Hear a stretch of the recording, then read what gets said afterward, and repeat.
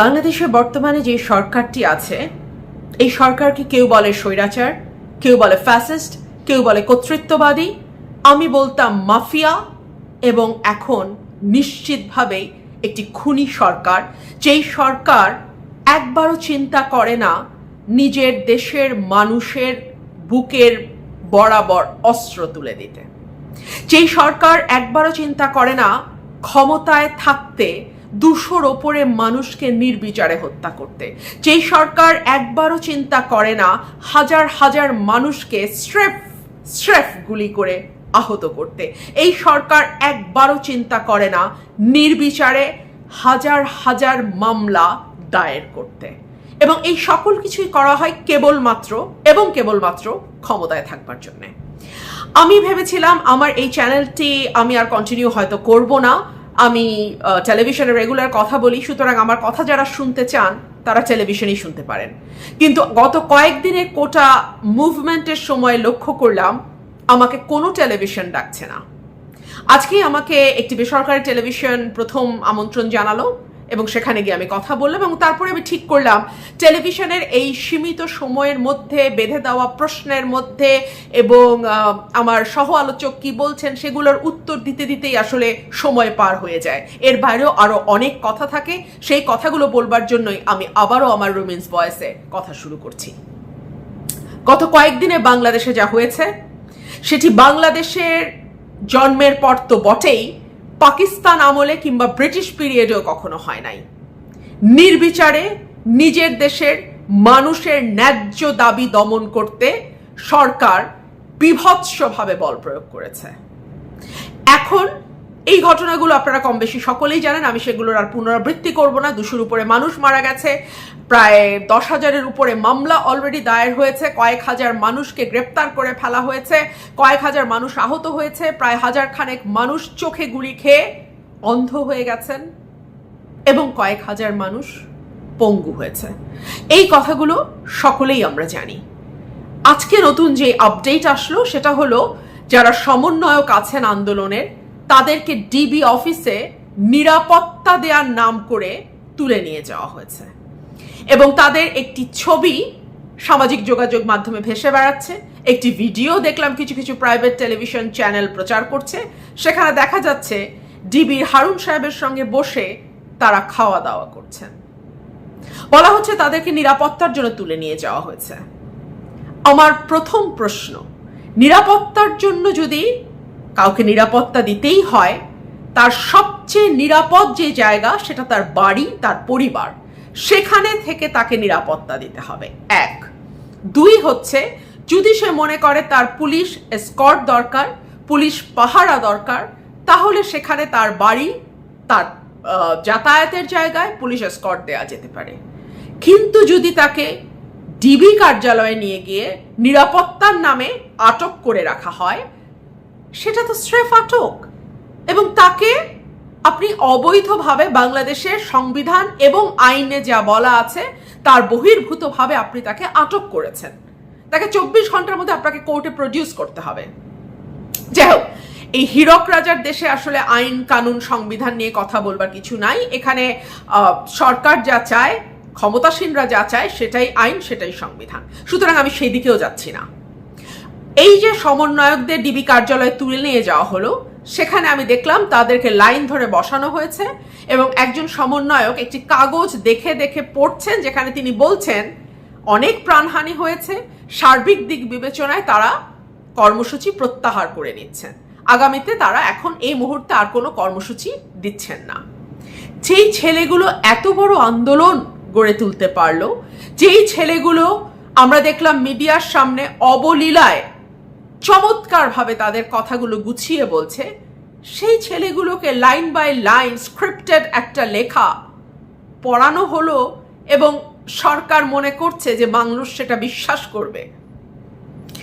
এই আন্দোলনের শুরু থেকেই সরকার অনেকগুলো ভুল করেছে।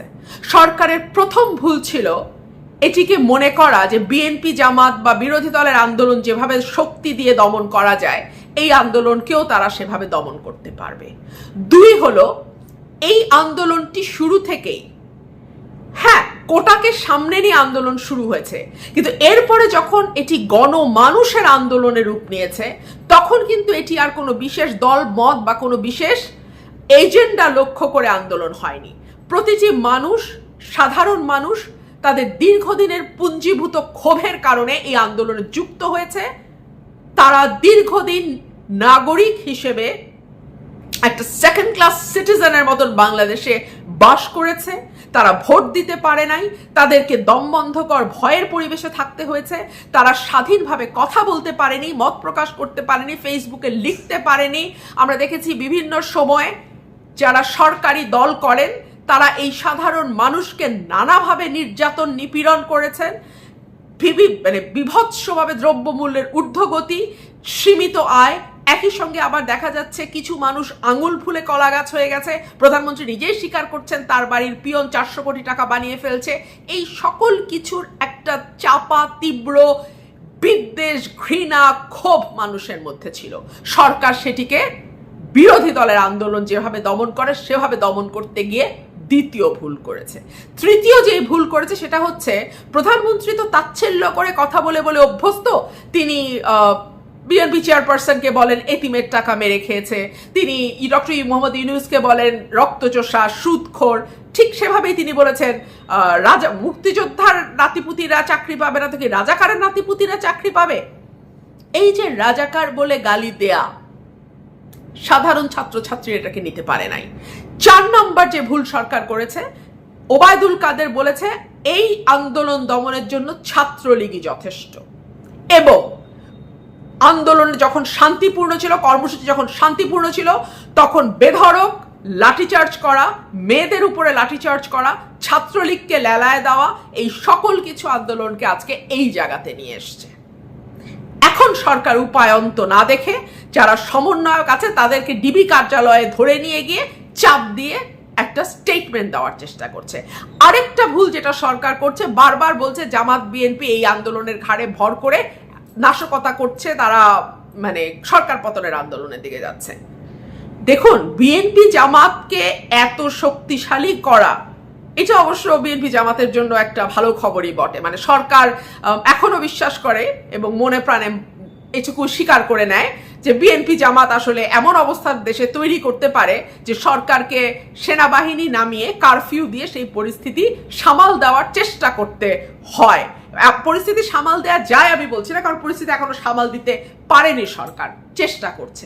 যাই হোক, যখন এই বিবৃতিটি গণমাধ্যমে আসলো, সমন্বয়কদের লিখিত স্ক্রিপ্টেড একটি নাটক আসলো গণমাধ্যমে, ঠিক তার 1 ঘন্টার মধ্যেই আমরা দেখলাম যেই সমন্বয়করা বাইরে আছে তারা স্পষ্ট ভাষায়, পরিষ্কার ভাষায় জানিয়ে দিয়েছে আন্দোলন থামছে না। বলা হয়েছে দাবি আদায় না হওয়া পর্যন্ত আন্দোলন চলবে। এই কথাটি বলে আমি ডেইলি স্টার থেকে পড়ছি। বলা হয়েছে সারা দেশে সোমবার ছাত্র জনতার বিক্ষোভ কর্মসূচি ও প্রতিবাদ সমাবেশের ঘোষণা করেছে বৈষম্য বিরোধী ছাত্র আন্দোলন। সেখানে রোববার রাতে বৈষম্য বিরোধী ছাত্র আন্দোলনের সমন্বয়ক আব্দুল কাদেরের গণমাধ্যমে পাঠানো বার্তায় জানানো হয়, সরকারের নিরাপত্তা বাহিনীর গুলিতে ও ছাত্রলীগের আক্রমণে নিহত শত শত শহীদের আত্মত্যাগ তিরস্কার করে ডিবি কার্যালয়ে বন্দুকের নলের মুখে জিম্মি করে সমন্বয়কদের মাধ্যমে জোরপূর্বক স্ক্রিপ্টেড বিবৃতি আদায়ের তীব্র নিন্দা এবং প্রতিবাদ জানাই। আমাদের দাবি আদায়ে আমরা অবিচল ছিলাম, আছি এবং থাকব। প্রিয় দেশবাসী ও ছাত্র সমাজ, বিগত কয়েকদিন যাবৎ গণহত্যা, গণগ্রেপ্তারের পর সরকার এখন এক নতুন নাটক তৈরি করেছে। বৈষম্য বিরোধী ছাত্র আন্দোলনের সমন্বয়কদের তুলে নিয়ে ডিবি কার্যালয়ে জিম্মি করে অস্ত্রের মুখে স্ক্রিপ্টেড বিবৃতি দিয়ে ছাত্র সমাজের দাবিগুলোর প্রতি সরকার চরম ধৃষ্টতা প্রদর্শন করেছে। আমি সরকারের ভুলগুলো নিয়ে বলছিলাম না, এই যে সমন্বয়কদের তুলে নিয়ে যাওয়া, তাদেরকে দিয়ে স্ক্রিপ্টেড কথা পড়ানো, মিথ্যা বয়ান তাদেরকে জোর করে দেয়া, এই সকল কিছুই সরকারের ভুলকে আরো বড় ভুলের দিকে নিয়ে যাচ্ছে এবং সরকারের নিজের পতন নিজে ত্বরান্বিত করছে। আমরা ইতিমধ্যে দেখেছি সমন্বয়কদেরকে কিভাবে এর আগে তুলে নিয়ে গিয়ে টর্চার করা হয়েছে। আমরা দেখেছি নাহিদ ইসলাম, তিনি নিজেও বয়ান দিয়েছেন, আমরা তার হাত পায়ের ছবি দেখেছি, তাকে কিভাবে পেটানো হয়েছে।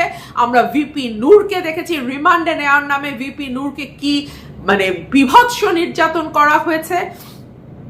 এই ছবিগুলো, এই ভিডিওগুলো মানুষের মাথায় কিন্তু গেঁথে গেছে। হাইকোর্ট যতই নির্দেশ দেখ বিটিআরসি কে ভিডিও সরিয়ে ফেলার জন্য, মানুষের মগজে যেই ভিডিও বা যেই ছবির বার্তা গেছে সেটাকে আসলে হাইকোর্ট বা অন্য কোনো কোর্ট নির্দেশ দিয়ে কিভাবে সরাবে আমি জানি না। এই বিবৃতিতে আরো বলছে, শুধু তাই নয়, সারা দেশে রাষ্ট্রীয় বাহিনী ও ছাত্রলীগ সন্ত্রাসীদের হাতে নিহত শহীদদের পরিবারকে হুমকি ধামকি ভয়ভীতি দেখিয়ে আর্মড ফোর্সকে ব্যবহার করে ঢাকায় এনে সরকার তাদের থেকে মিথ্যা জবানবন্দি নেয়া ও সমস্ত দায় আন্দোলনকারীদের উপর চাপিয়ে শহীদের রক্তের সঙ্গে তামাশা করছে। আমরা দ্ব্যর্থহীন ভাষায় বলতে চাই, জীবনের শেষ নিঃশ্বাস পর্যন্ত ছাত্র সমাজ শহীদের রক্তের সঙ্গে বেইমানি করতে পারে না। বার্তায় আরো বলা হয়, দেশে কোটা সংস্কার আন্দোলনকে কেন্দ্র করে সরকার সাধারণ শিক্ষার্থীদের উপর নির্যাতনের স্টিম রোলার চালিয়ে যাচ্ছে।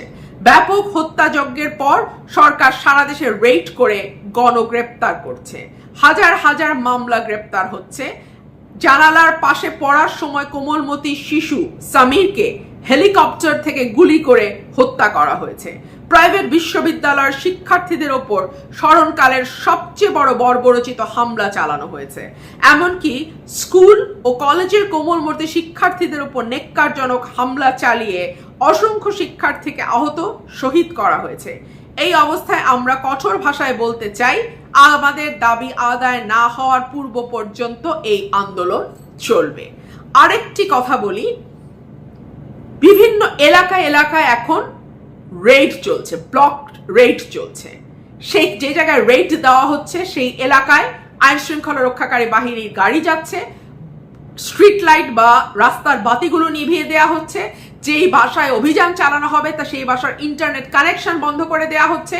এবং ঠিক 25শে মার্চ রাতে পাক হানাদার যেভাবে ঘরে ঘরে ঢুকে বাঙালি হত্যা করেছে, এই দেশের মানুষকে হত্যা করেছে, সেই একই কায়দায় আওয়ামী লীগ সরকার নিজের দেশের মানুষের বুকে গুলি চালাচ্ছে, গণগ্রেপ্তার করছে এবং যাচ্ছে তাই ভাবে তাচ্ছিল্য করে ছাত্রলীগ লেলিয়ে দিয়ে সাথে পুলিশ দিয়ে এবং বিজিবি নামিয়ে মনে করছে আন্দোলনকে স্তব্ধ করে দেয়া যাবে। এই যে ধরনের সরকার বাংলাদেশে গত কয়েক বছর ধরে আছে, তারা ক্ষমতায় থাকবার জন্য সবসময় বল প্রয়োগ বা শক্তি প্রয়োগকে মূল অস্ত্র হিসেবে ব্যবহার করে। তারা কখনো আলাপ আলোচনা বা সমাধানের দিকে যেতে চায় না। তারা মনে করে বল প্রয়োগ করে যে কোনো সমস্যার বা যে কোনো প্রতিবাদ স্তব্ধ করে দেয়া যায়। এইবার সরকারের হিসাবে ভুল হয়েছে। এর আগে যে আন্দোলনগুলো, দলীয় আন্দোলন যেগুলো ছিল, সেগুলোতে সাধারণ বা গণমানুষের সম্পৃক্ততা আজকের মতন তৈরি হয় নাই। সুতরাং সেগুলোকে তারা যেভাবে দমন করতে পেরেছে, এই আন্দোলনকে সেভাবে দমন করার পুরো স্ট্র্যাটেজিটাই ভুল এবং এই স্ট্র্যাটেজি সরকারের নিজের পতন নিজেই ডেকে আনবে।